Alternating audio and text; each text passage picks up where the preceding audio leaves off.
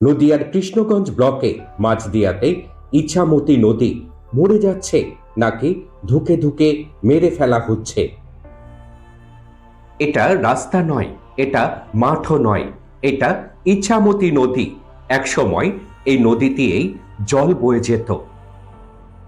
নদী দিয়েছিল মানুষকে সভ্যতা, আর মানুষ যখন সভ্য হয়ে গেল আর সেই নদীকেই মানুষ ভুলে গেল। একসময় এই নদী দিয়ে জল বয়ে যেত, স্রোত ছিল, শব্দ ছিল।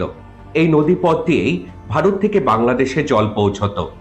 আজ এই নদীর বুকেই মানুষ হেঁটে যায়, চাষ হয়। নদীটা যেন হঠাৎ থমকে গেছে। অনেকে বলে পলি জমে নদীপথ থমকে গেছে।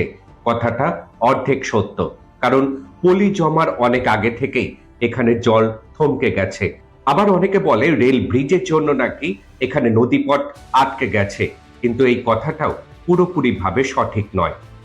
ড্রেজিং হয়েছিল ইছামতি নদী, কিন্তু যেদিক জল যাওয়ার কথা সেদিক নয়, ভুল দিক খোঁড়া হয়েছিল নদী।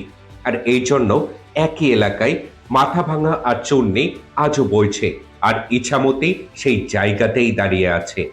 নদী পুকুর নয়, একই জায়গা খুললেই নদী বাঁচে না।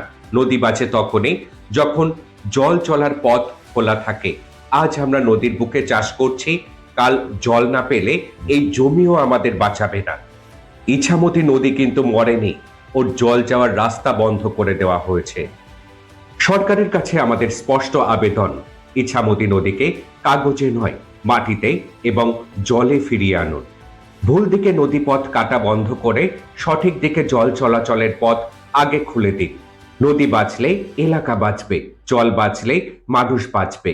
ইছামতি নদী মরেনি, এখনো সময় আছে। আসুন আমরা সকলে মিলে আবার ইছামতি নদীকে আগের রূপে ফিরিয়ে আনি। এই পোস্ট যদি আপনাদের ভালো লাগে, সরকারের কাছ অবধি পৌঁছে দেবার জন্য আপনারা সকলে লাইক এবং কমেন্ট করুন, আপনাদের মতামত জানান এবং শেয়ার করুন।